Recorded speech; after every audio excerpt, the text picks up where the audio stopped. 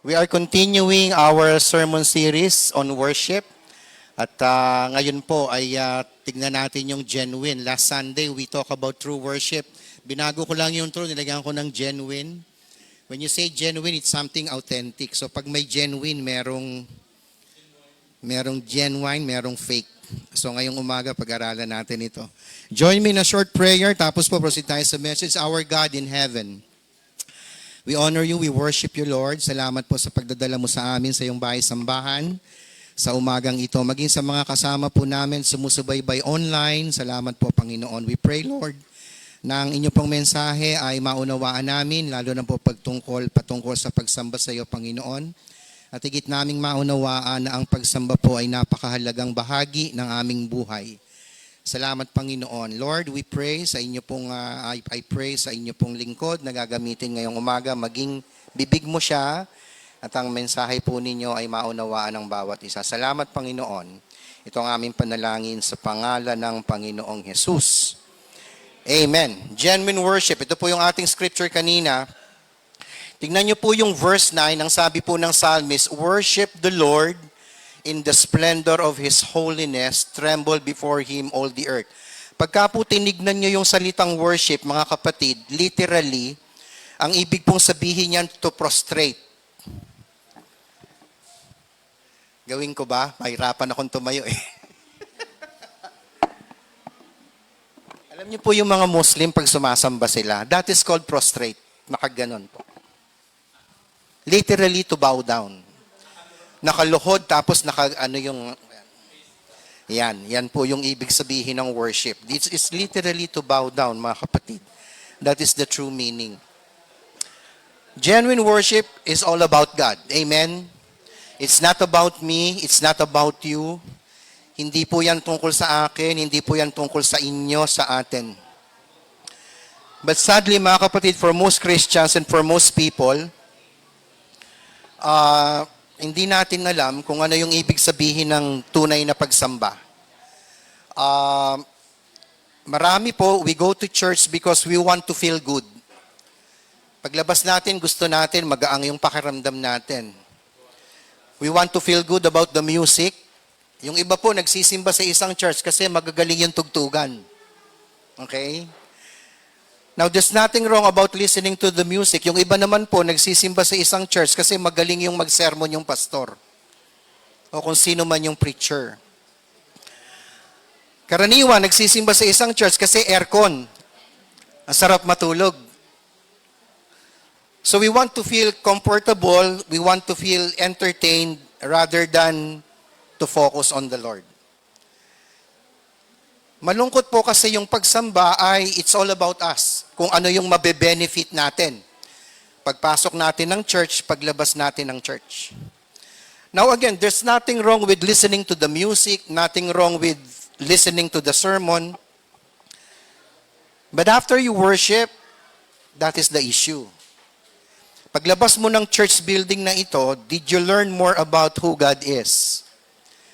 Did you obey what God tells you after you hear the message? Is intimacy with God being developed? Is there a changed life? Yun po yung mahalaga, mga kapatid. And so with that, mga kapatid, worship doesn't just happen on weekends. Hindi lang po siya nangyayari tuwing linggo. It has to be every day. Amen po? Sabi po sa 1 Corinthians 10:31. So whether you eat or drink, sabi ni Apostle Paul, or whatever you do, do it all for the glory of God. Sabi niya. So when we talk about doing something for the glory of God, kasi sabi diyan, lahat ng ginagawa mo, whether kumakain ka o umiinom ka, lahat ng ginagawa mo, gawin mo para sa ikapupuri o ikaluluwalhati ng Panginoon. So when we talk about doing something for the glory of God, we are asking whether what we are doing will bring honor and worship and praise to our God. Kung ano yung ginagawa ko, nakapagbibigay ba ng papuri sa Panginoon? Kasi that is my form of worship. Kahapon, tinanong ko yung team, kasi meron po kaming outreach every Saturday sa Bukid Malaya. Nandyan yung mga bata na nagiging produkto ng ating outreach. Sabi ko sa kanila, tinanong ko, Sino ho nakapanood nung Last Karate Kid? Jackie Chan pa rin, pero sino yung bata? Si Dre, anak ni Will Smith. Tama po ako? Susuko na si Dre kasi ang laging tinuturo ni Jackie Chan, jacket on, jacket off. Ang tawag dito, pulutin mo yung jacket, then jacket on, jacket off. So ayaw na niya. And then, tinawag siya ni Jackie Chan, pasuko na siya. Sabi ni Jackie Chan, jacket off. So gaganon niya. Yun pala, karate na siya, ay kung fu na siya. So, iba kasi yung kay Ralph Macchio, di ba? I mean, wax on, wax off eh. Di ba? Tapos down and up eh. Eto hindi. Sabi ni Jackie Chan, bago umalis, bago sila maghiwalay ni Dre, sabi niya, everything is Kung Fu. Listen to this, church. Do you know that your life, everything that you do, that is your form of worship? Sabi ni Paul, dapat lahat ng ginagawa nyo will bring glory and honor to God. Kahit umiinom ka, kumakain ka, naliligo ka. So ingat tayo, ano ba yung iniisip mo? Nasaan ang isip mo ngayon? Ano yung lumalabas sa bibig na yan? Does that bring honor and glory and praise to God? Because your life is a life of worship. Maraming hindi nakakaalam nito, mga kapatid. So whatever we do, if you are a Christian, that is your form of worship to God. So kumustahin natin yung isang linggo natin? Yung buhay ko ba'y nakapagbigay ng kaluwalhatian sa Panginoon? What is worship? Worship is the proper response to who God is, what He has done, and what He continues to do. Ang pagsamba daw po ay response natin sa Diyos kung sino siya, kung ano yung ginawa niya, at kung ano yung patuloy niyang ginagawa sa ating buhay. So ang implication, mga kapatid, ito, the more you know about God, the more you know who He is, the better you are to worship Him. The better you can worship Him. Kung mas nakikilala mo siya, mas nagiging maayos at mas magiging malalim yung pagsambo mo po sa Kanya. That is why daily devotion is very necessary. Daily prayer, daily Bible reading. Kaya yung sinabi natin kanina, worship does not only happen on weekends. Dapat patuloy, mga kapatid. This is very necessary to our Christian life. Worshiping with other believers is also necessary to know God more. Yung pong fellowship na ganito. Kaya wag niyong mamimiss pagka merong gathering na ganito kasi dito lumalalim yung relationship natin sa Panginoon. And when that happens, mas lalo mo siyang masasamba. Mas lalo mo siyang nakikilala. Okay? Yung Psalm 96 po, it describes a parang crescendo, parang music when it comes to worship. Ito po yung unang pwede nating gawing tawag dito, pwedeng maging outline pag binasa nyo po yung buong Psalm 96. Una po kasi doon, ini-encourage tayo, God's people are called to sing His praises, verses 1 to 6 or verses 1 to 5. Pangalawa, sabi ng psalmist, ini-encourage naman yung nations are called to ascribe, give credit or attribute or glory to God. Pangatlo, yung inanimate creation na. Grabe, tinatawag na po yung the Lord, the heavens, the earth, the sea, the fields, the trees of the forest, to sing for joy to the Lord. Mga kapatid, even yung creation ng Lord, alam niyo bang sumasamba sa Kanya? Yung mga puno na ginawa niya. The seas, the heavens, the earth. Lahat yan sumasamba sa Panginoon. So yung Psalm 96 una, tayo. Pangalawa, the nations. Pangatlo, lahat. Another way to look at Psalm 96 ay itong ating outline, mga kapatid, na gusto kong sabihin sa inyo. Dalawa lang ito. It tells you what worship is, and it tells you why worship is necessary. So sagutin natin yung what, at sagutin natin yung why ngayong umaga. The what of worship, and then the why of worship. So genuine worship. Bigyan natin ng outline, mga kapatid. Number one, what is worship? Worship always involves praise. Mga kapatid. Genuine worship involves praise. Sino sa inyo ang nakapagsabi na ng salitang ito? Everybody? Everybody? Hindi amen, hallelujah. Okay, hallelujah. Do you know what that means? Yung pamangkin ko kasi, yung anak ni ate na panganay, pangalan niya Halel. Abraham Halel. The word Halel or halal means praise in Hebrew. Yung letter U doon pertaining to the Lord. The word Yah is the abbreviation of the name of God, which is Yahweh. So pagka pinagsama mo yan, praise you Yahweh. It means praise you Lord. Kumbaga, praise the Lord. Now, yung mga Hudyo, sinabi to ng Pastor Jeriel, pero gusto kong ulitin mga kapatid, kasi napag-aralan namin to sa seminary. Yun pong mga Hudyo, maging sa panahong ito, they seldom or never use this word. Hindi nila sinasabi yung hallelujah. Kasi natatakot nilang sabihin yung Yahweh. Instead, ang sinasabi nila, Baruch Hashem. What does that mean? Blessed be the name. Okay? So instead of hallelujah, ang sinasabi po nila is Baruch Hashem. Blessed be the name. Now, pagka po sinabi nila yung word na hallelujah, it is always followed by a reason. Hindi pwedeng wala. So yung hallelujah, hindi pwedeng expression. Hallelujah. Dapat may kasunod. Hallelujah for what?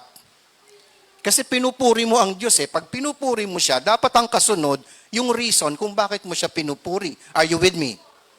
So pag nagsabi kayo ng hallelujah, dapat may kasunod. Hallelujah for what? Naunawaan niyo ako? Hindi siya expression. Hindi yung pag natalisod ka, hallelujah. Hindi ganon. Pag nagulat ka, hallelujah. Sinasabi po yan na may kasunod na dahilan. It is always followed by what the Lord has done. Now let's look at Psalm 96, 1-3. Sabi po ng psalmist, sing to the Lord a new song, sing to the Lord all the earth, sing to the Lord, praise His name, proclaim His salvation day after day. Declare His glory among the nations, His marvelous deeds among all peoples. Now tignan nyo mga kapatid ito. Notice, ilang beses binanggit yung sing to the Lord. Ilan po? Ilan? 3 beses. Sing to the Lord. Sing to the Lord. Sing to the Lord. Okay? First of all, it involves praise. Yung pong worship ay kaakibat po niyan yung pagpupuri sa Panginoon. Now notice, worship is praising God. It is pointing us to God always. Notice the word sing repeated 3 times. The verb sing here, listen to this church, is in the present tense. Yung sing dyan na verb is in the present tense. Anong ibig sabihin ng present tense, Pastor? A verb in a present tense, okay, denotes an action that is currently going on or habitually performed. So, ibig sabihin, pag sinabing sing, dapat tuloy-tuloy. Hindi ka lang dapat aawit ngayon, tuwing linggo, na magbibigay ng puri sa Panginoon, kung hindi araw-araw, tuloy-tuloy. Present tense kasi siya. It is also a command, meaning you must continue to sing to the Lord every day. It is also an attitude. Action yan mga kapatid eh. Singing is an attitude of joy, being happy, you delight, you sing to the Lord. Pagka po magandang pakiramdam natin, napapaawit tayo, di po ba? Sino ritong umaawit pag naliligo? Ewan ko ba, ba't di ko magawa yun? Nung tagal ko nang naliligo, pero hindi ako kumakanta pag naliligo. Mga ganun po eh. Attitude po kasi yan eh.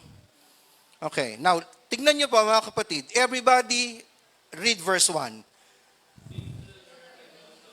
A what? Sing to the Lord a what? A new song. Not just singing. Dapat new song. Anong ibig sabihin nun, Pastor? Sing to the Lord a what? A new song. Meaning, worship has to be fresh. Amen? Dapat fresh yan, araw-araw, minuto. If I ask you, what does God doing to you lately? Now notice, lately, it means the latest.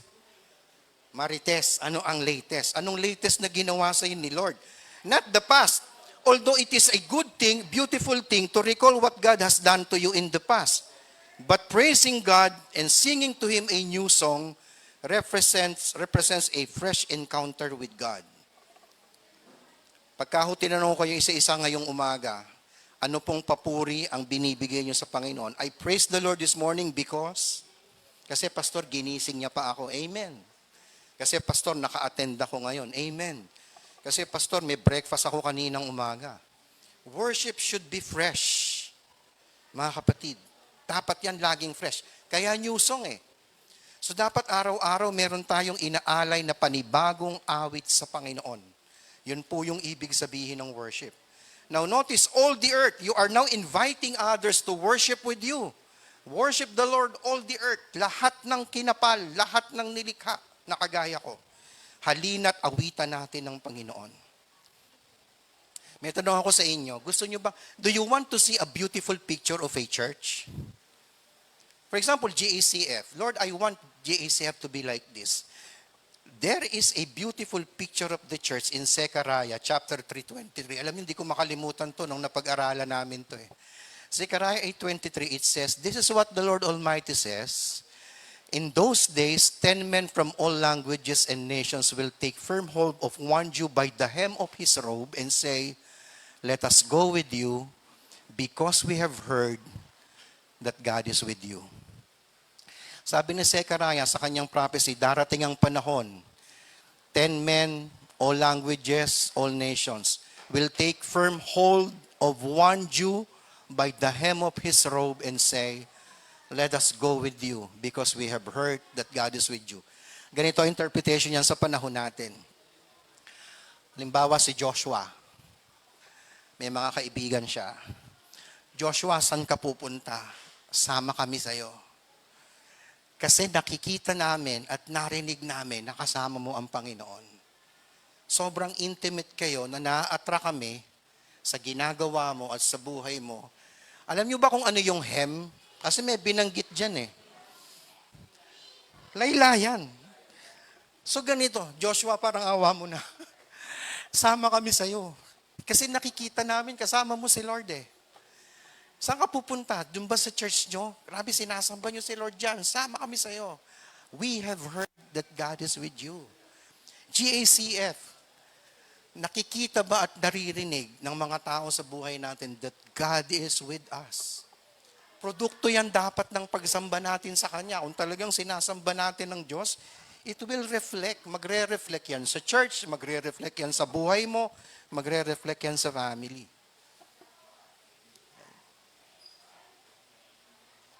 Ito yung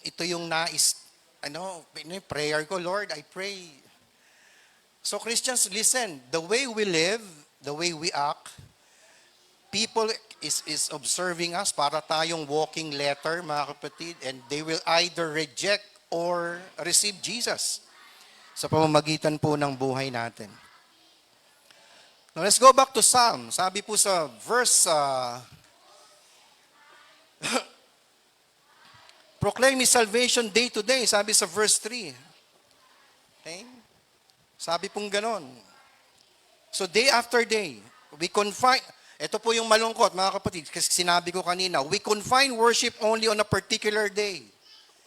That is on a Sunday. Hindi dapat ganon. Or either we confine worship to a place, a building like this. Para bang worship can only happen pag meron kang church building. Hindi rin po yun tama. Worship is more than on Sundays and worship is more than a particular place. Because you can sing to the Lord anywhere. Tama po ako?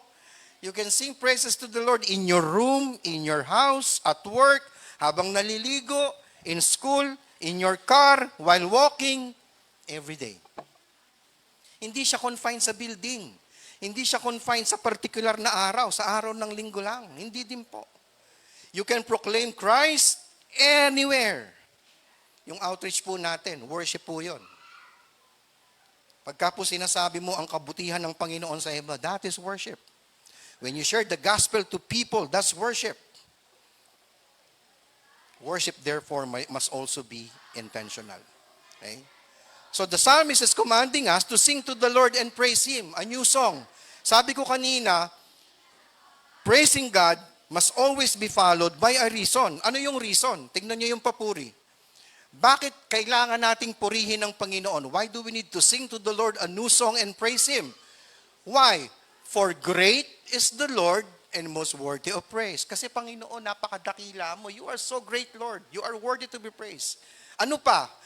He is to be feared above all gods. Ano pa? For the gods of the nations are idols, but the Lord made the heavens. Ano pa?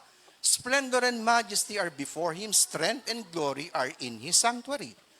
See, tingnan nyo, inisa-isa nung psalmist kung bakit siya nagbibigay ng papuri sa Panginoon. These are my reasons kung bakit ko pinupuri ang Diyos. Sabi niya. So tayo ngayong umaga, pag sinabi nating praise the Lord, anong kasunod? Dapat meron. Dapat meron. Are you with me? What is worship? It's giving praise. Second point, why do we worship? God. For our protection. So kanina praise, ngayon protection mga kapatid. Inuutusan tayo ng Diyos na sambahin siya bilang tunay na Diyos, which is our genuine worship, to protect us.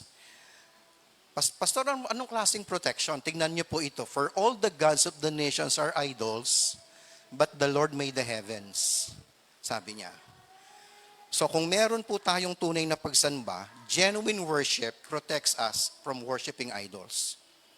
Kaya pala inuutusan tayo ng Diyos na siya lang ang sambahin. Kasi gusto niya tayong protektahan laban sa mga idols ng mundong ito.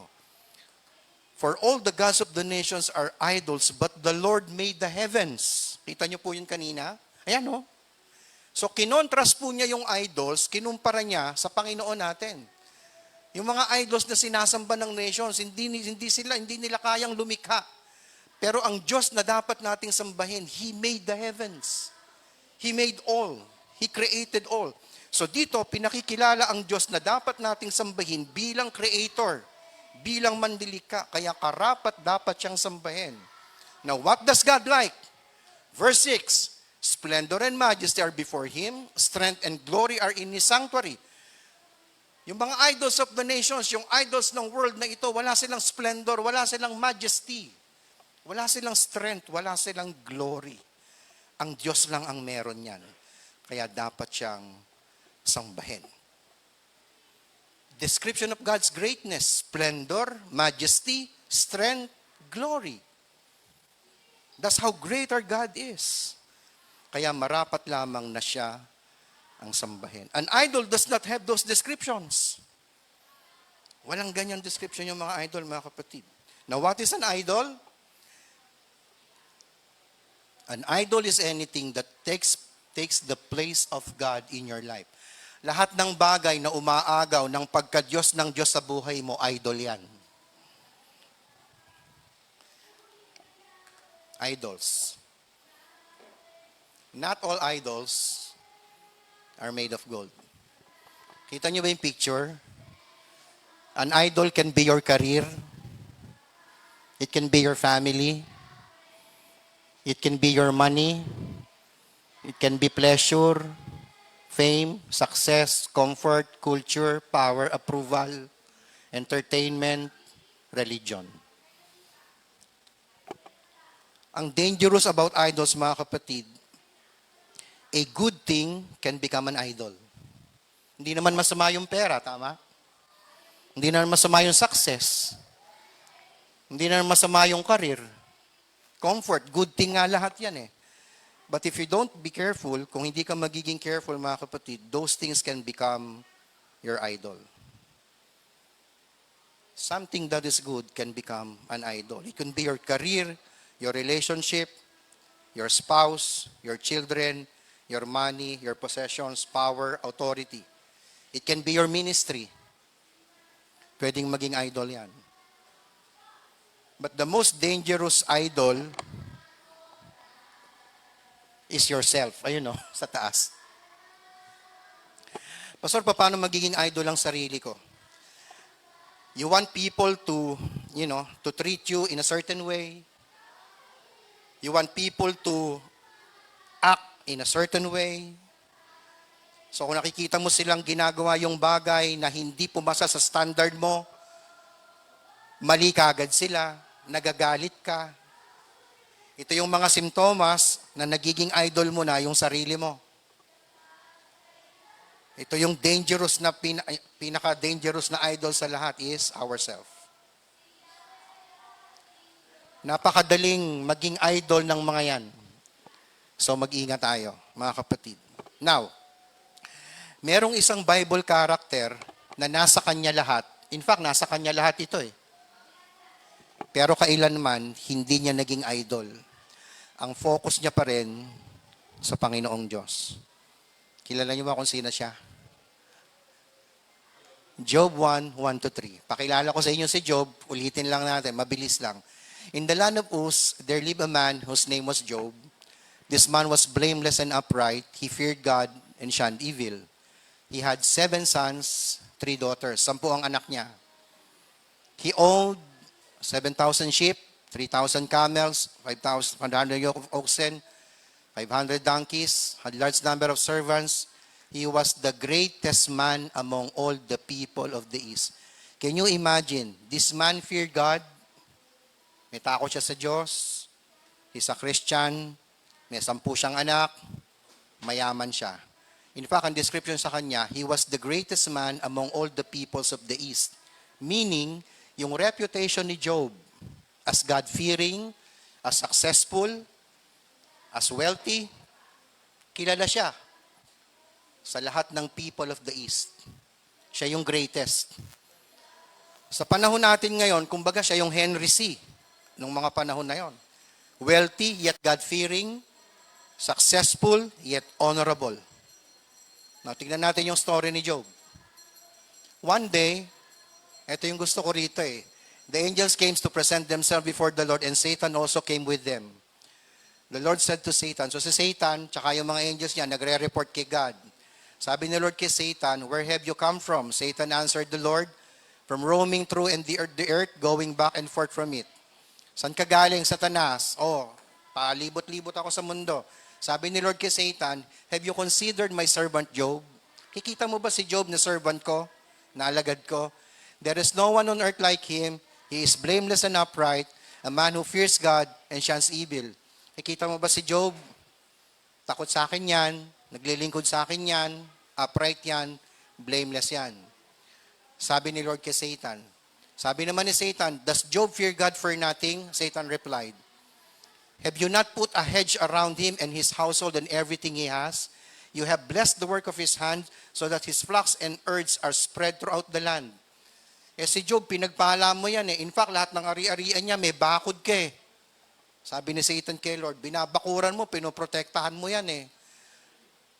Sabi ni Satan, but stretch out your hand and strike everything he has, and he will surely curse you to your face. Pero Panginoon, ito hamon ko sa iyo, sabi ni Satan kay God. Alisin mo yung bakod mo sa kanya, sa ari-arian niya, sa family niya.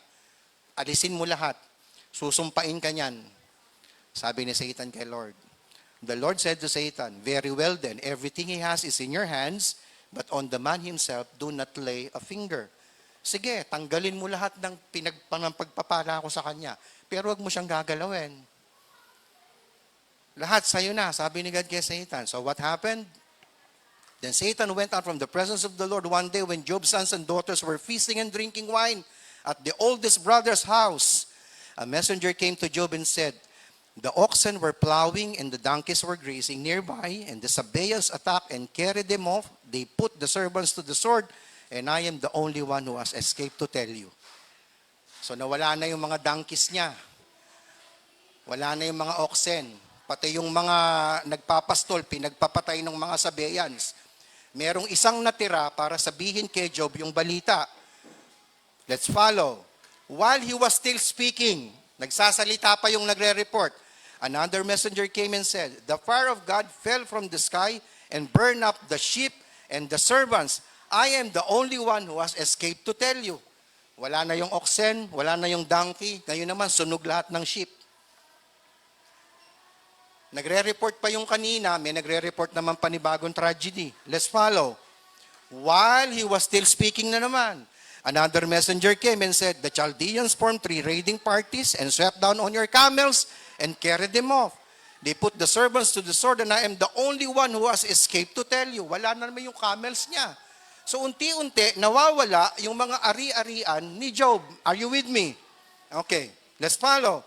While he was still speaking, nagsasalita pa lang, yet another messenger came and said, your sons and daughters were feasting and drinking wine at the older brother's house, when suddenly a mighty wind swept in from the desert and struck the four corners of the house. It collapsed on them, and they are all dead, and I am the only one who has escaped to tell you.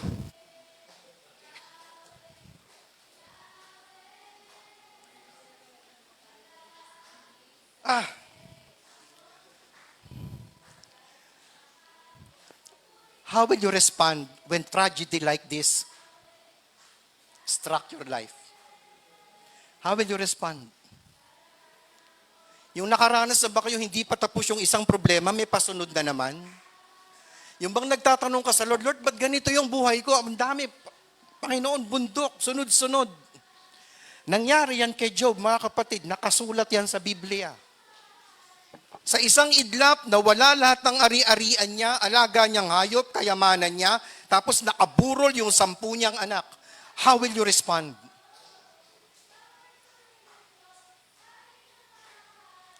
Sobrang sakit nito.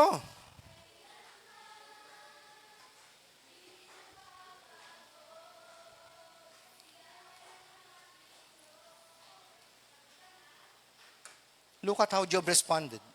At this, Job got up and tore his robe and shaved his head. Then he fell to the ground in? Wow.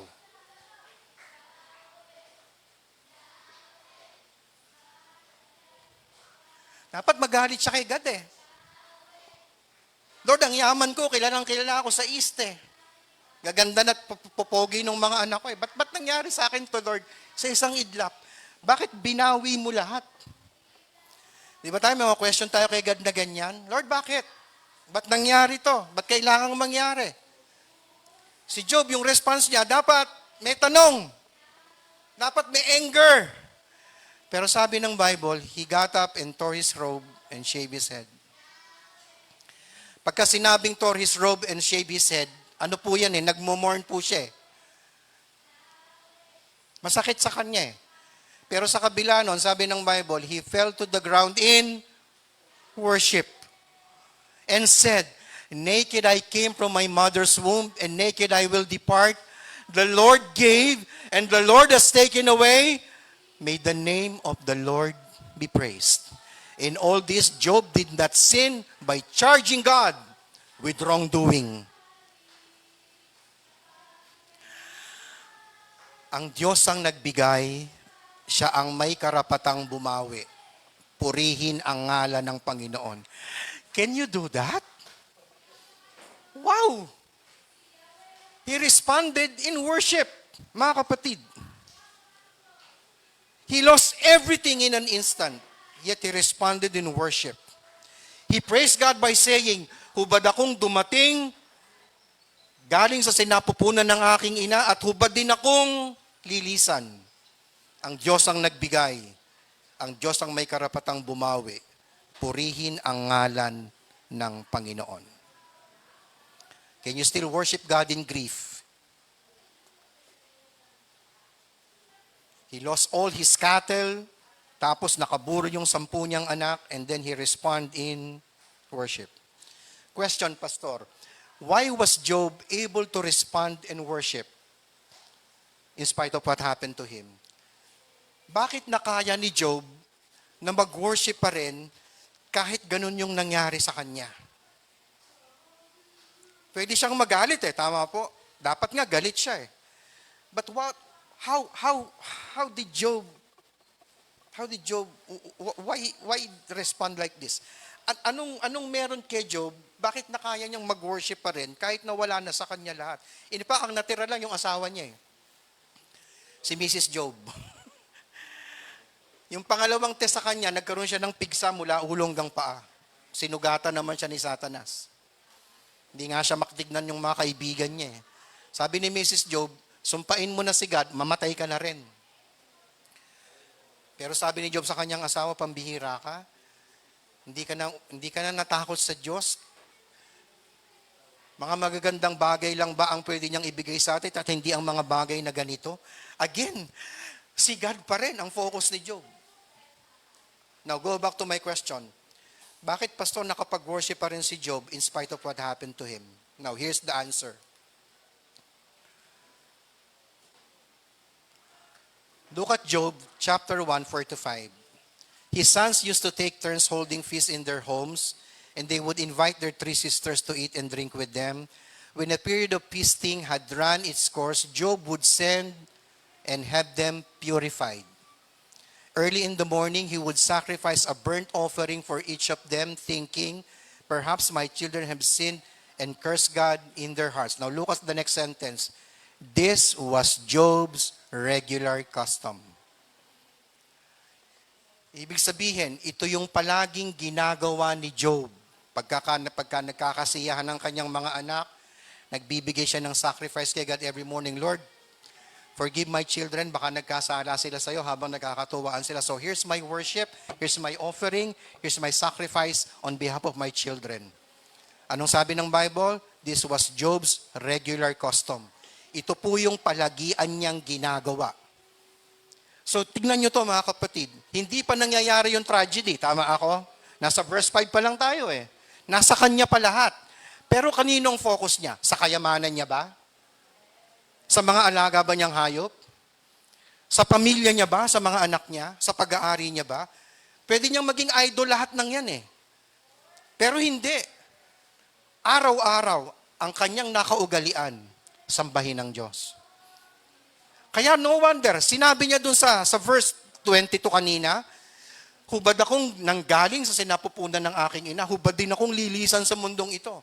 Ang Diyos ang nagbigay ng lahat, siya din ang may karapatang kumuha. Purihin ang ngalan ng Panginoon. Ibig sabihin ganito, whether meron siyang blessing, meron siyang kayamanan, may mga anak siya, may pamilya siya, whether mawala man yan, hindi nagbago ang focus niya. Sa Diyos pa din. Kasi nakaugalian niya eh. Ibig sabihin, meron ako, sasambahin kita Panginoon. Mawala man ito, ikaw pa din Panginoon. Amen? Grabe yan, mga kapatid. Now, why is this important? Again, kaya yung genuine worship, mga kapatid, pinoprotektahan tayo from idolatry. Job could have made these things his idols. Yung wealth niya, yung possession niya, yung blessing niya, yung family niya. You know what dangerous is? We worship the blessing rather than the giver of the blessing. Kaya si Abraham, nung nagkaanak, binigay si Isaac, binawi ni Lord eh, bigay mo sa akin si Isaac, kaya mo ba? Tagal nilang walang anak ni Sarah eh. Finally, nung nagkaanak silang dalawa, sabi ni Lord, take your son, your only son, and sacrifice him to me as a burnt offering. Sa buhay natin, may gustong bawiin ng Lord na nagiging idol na para yung worship natin, mabigyan siya. Sa Kanya lang maibigay. Worshiping, genuine worship protects us from worshiping idols. Tandaan niyo yan. Let's go to our application, mga kapatid. Genuine worship involves praise. Have you praised God lately? If so, can you name or tell the reasons why you praise Him? Is there a new song to sing to the Lord? Sige nga po. Number 2, genuine worship is our protection from idolatry. Is there something that is taking the place of God in your life? God wants you to worship Him alone. Will you respond in worship and surrender whatever it is that is taking the place of God in your life? Pwede nating sabihin sa Lord ganyan, Lord, yung focus ko hindi na sa'yo, mas nabibigyan ko ng atensyon to. Again, yun pong idolatry, ano yan eh? Ang tawag dun sa salitang yon? Minsan hindi mo alam, yun na pala yung ginagawa mo. Wala na kay Lord. Kasi doon na lang sa lagi mong tinatangkilik, lagi mong binibigyan ng atensyon. So pag-isipan natin mga kapatid. That's why genuine worship is very important. It involves praise, and as protects you, it protects us from worshiping idols. Let us pray. Lord, we thank you sa iyong mensahe sa umagang ito for reminding us that we need to praise you. There has to be a new song every day. Kasi Panginoon, sabi po sa iyong salita, your mercies, your faithfulness, Lord, they are new every morning. Lagi pong bago. Ibig sabihin, walang katulad, bago araw-araw. Kaya araw-araw meron kami dapat laging bagong awit sa iyo. Bagong pasasalamat, Panginoon. In worship, Lord. Tulungan mo at ang buhay na ito ay maging buhay na pagsamba para sa iyo. At makitaan kami, Panginoon, ng mga nakapaligid sa amin na sukdulang magmakaawa silang sumama sa amin sapagkat ikaw, Lord, ay sumasa amin. Salamat, Panginoon, sa katotohanan ito. Lord, we thank you for reminding us that genuine worship protects us from idolatry. We thank you for the life of your servant Job. Meron o wala, kayamanan, nawala lahat, pero ikaw pa rin, Panginoon. If there are tragedies in our lives today, God, help us to focus more on you and worship you. Knowing, Lord, na marunong ka sa lahat at hindi ka pwedeng magkamali kahit kailan. Salamat sa iyong salita, Panginoon. If there is somebody here, Lord, na merong kailangang isurrender sa iyo, nagiging part na ng buhay nila, at mas importante ang ibang bagay kaysa sa iyo. Lord, help us, Lord, to surrender these idols to you, at ikaw pa rin, Panginoon, ang masamba namin. Lord, we thank you. Salamat po for protecting us. No wonder, Lord, inuutusan mo kami to worship you alone, kasi po merong mga bagay na ganito sa mundong ito na pwedeng umagaw ng aming atensyon sa iyo. Salamat sa iyong salita. Pagpalain mo ito. Pagpalain mo ang mga nabahaginan nito at sa mga makikinig pa, Panginoon. Pinupuri ka namin, sinasamba ka namin. Itong aming panalangin sa pangalan ng aming Panginoong Jesus. Lahat po ay magsabi ng Amen at Amen. Good morning sa inyong lahat.